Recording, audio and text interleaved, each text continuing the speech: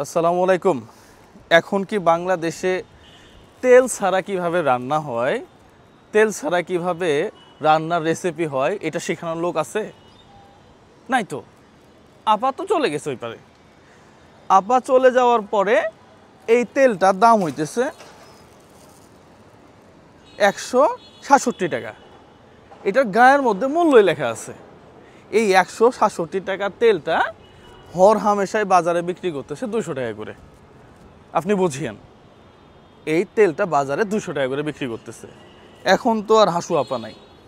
আপনারা বলতেছেন যে আপা তো গেল গা, তাহলে এখন কেন এই অবস্থা? কথা তো সত্য, দেশ তোমরা স্বাধীন করলা, এখন কেন এই অবস্থা হবে? 1 লিটার তেল 20টা দোকান ঘুরছে, বিশ্বাস করেন। আমার সত্যি সত্যি তেলের দরকার। 20টা দোকান ঘোরার পরে আমারে বলতেছে, ভাই আপনারে চিনি, আপনার কাছে তেল বিক্রি করবো না। আমি কেন? কয় তেল এখন 200 টাকা লিটার। আমি বললাম যে 200 টাকা লিটারটাই দেন, কয় আপনার কাছে বিক্রি করবো না। ফাইনালি এক পরিচিত ক্লোজ একজন মানুষ, সে আমার কাছে বলল যে ভাই আপনি 1 লিটারটা নিয়েন না, আপাতত হাফ লিটার নিয়ে চলেন, এটার মূল্য আছে আপনার 87 টাকা, আপনি 90 টাকা দেন। পরিচিত কিন্তু, বুঝিয়েন, পরিচিত মানুষ, গায়ের মধ্যে মূল্য আছে 87 টাকা, আমার কাছে 90 টাকা নিল। কয় আপনি ভালো মানুষ, আপনার চিনি, আপনার জন্য 90 টাকা, 3 টাকা বেশি। তাহলে এই যে তোমরা দেশ স্বাধীন করলা, লাভ কী হইল? গতকালকে এক ভারতীয় নাগরিক, ইন্ডিয়ান নাগরিক আর কি, বলতেছে দাদা আপনার ভিডিও দেখি, আপনাকে খুব ভালো লাগে, কিন্তু একটা কথা বলি আপনাকে। বলেন, তোমরা দেশ কয়বার স্বাধীন করবা? আমাকে বলতেছে যে 71-এ স্বাধীন করছো, 2024-এ স্বাধীন করছো, এরপরে আবার তোমাদের দেশ স্বাধীন করতে হবে। আমি একটু চিন্তা করে দেখলাম যে দাদা কিন্তু কথা একবারে খারাপ বলে নেই, আমাদের নিজেদের মধ্যেই ঝামেলা। এই তেলটাতে 1 লিটারে বাড়ছে 8 টাকা। তো 8 টাকা 10 টাকা তেল বা তেলের দাম, এটা বাড়াটা স্বাভাবিক। এটা আপ ডাউন হইতে পারে, ডলার সংকট হইতে পারে, এলসি সমস্যা হইতে পারে, তেলের দাম একটু বাড়তে পারে 8-10 টাকা প্রতি লিটারে।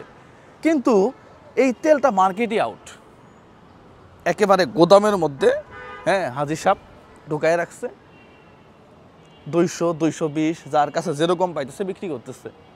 আবার কোম্পানি যারা আছে, মৌলানা সাহেবরা, এরা করতেছে কি, এই তেলটা স্টক করে রাখছে। দাবি করে মুসলিম, পাক্কা মুসলিম, বুঝিয়েন আপনি। আমরা কিন্তু পাক্কা মুসলিম, 95%, 97% বলি আমরা, পাক্কা মুসলিমের দেশ। পৃথিবীর কোনো দেশে এরকম নাই।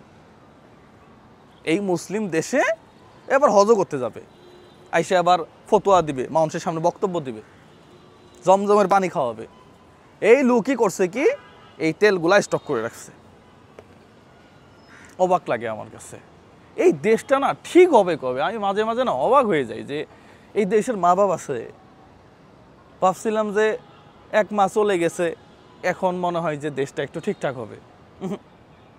যা তাই, যা তাই।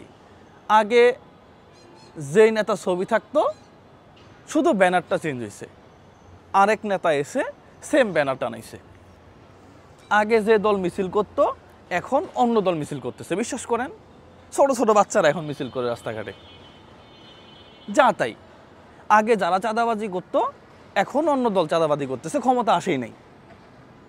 বলতেছে যে অনেক দিন তো না খেয়েছিলাম, প্রায় 17 বছর, এই সুযোগ তো মিস করা যাবে না। তো এই হয়েছে আমাদের দেশের অবস্থা। এই অবস্থা থেকে আসলেই আমরা যারা বাঙালি, এরা রোহিঙ্গা। হ্যাঁ, আমরা অমুক দেশে খারাপ বলি, তমুক দেশে খারাপ বলি, এই সেই বলি, আসলেই আমাদের নিজেদের মধ্যেই তো ঝামেলা।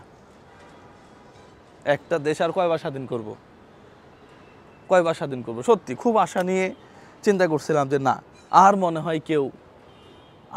হয় কেউ পেঁয়াজ ছাড়া রান্না শিখাবে না, আর মনে হয় কেউ ওই বেগুন ছাড়া বেগুনি রান্না মিষ্টি কুমড়া দিয়ে বলবে না, আর কেউ বলবে না যে তেল ছাড়া রান্না করো। কিন্তু না, ভাগ্যের নির্মম পরিহাসে আজকে আবারও সেম দৃশ্যই দেখতে হচ্ছে। এটাই বাস্তবতা। এইভাবেই চলবে, এই দেশটা এইভাবেই চলবে, সত্যি এইভাবেই চলবে। যাই হোক, যারা অসৎ ব্যবসায়ী, আমরা সাধারণ মানুষ আপনাদের কাছে জিম্মি, আমরা তো চাইলে আর কিছু করতে পারি না। ওই উপরে আল্লাহর কাছে বিচার দেওয়া ছাড়া আমার আর কিছুই করার নাই, কিছুই করার নাই। ভিডিও যারা দেখবেন, ভিডিও যারা শেয়ার করবেন, অভিশাপ দিবেন যে যেন ধ্বংস হয়ে যায়, যেন এই দুনিয়াতেই বিচার হয়ে দেন।